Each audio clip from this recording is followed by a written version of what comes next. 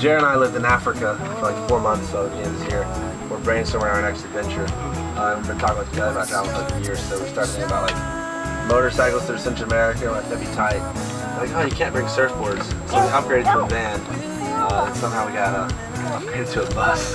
We found one and bought one. So we bought the bus, and then randomly I work with Crystal and her family.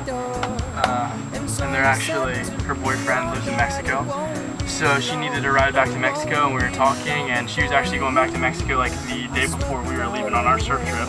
And then I was like, hey Crystal, where do you live? And she was like, down the Pacific coast of Mexico. I was like, well, that's interesting because we're going surfing there.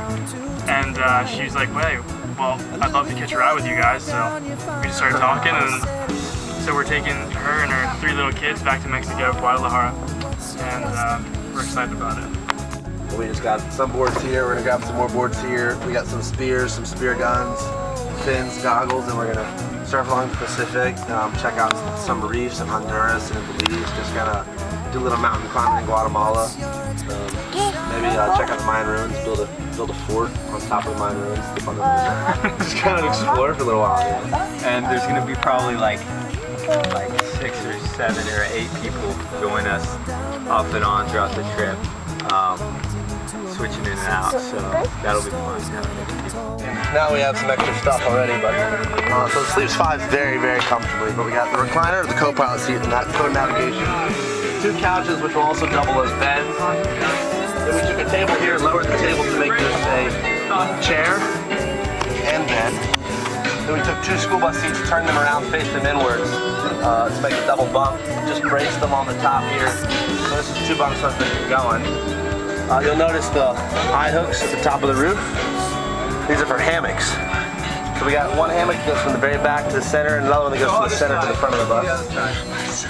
Here's our little food setup. We got a couple more things in here. Then we have all this stuff labeled here. We took these seat belts off old school bus seats. You know, and had everything organized by cooking supplies, cleaning products, camping stuff, our surfing things, diving things, spear fishing, fins are all in there. So we're hiding money back here, back in this corner, and you just take off these screws, and this hinges up.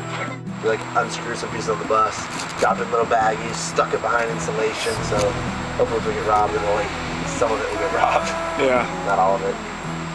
You know, all the cocaine's sitting in the tires. Oh, look there. Baltimore has the best buses. They retired after 18 years, and wow. It's 180,000 miles, which is brand new for diesel. Just broken in. It's like 50,000 in the car. I think it's all random, like what people can get for these buses, because John found one that was $6,000, the same exact bus for $6,000. But you guys got this for $2,400. Just stopped by Western Sizzling, and the manager of Western Sizzling was like, I want to go with you guys. This will be so much fun. It's not gonna be fun for you. Like dirt bags living in a bus. Getting robbed, just like living up, having water on a freaking shelf. It's not a glamour life. It'll be fun to be an adventure back. Who are you? Oh, what's your destination? Hey, will you come around? Oh, will you come around? Oh, who are you? Oh, oh. What's your expectation?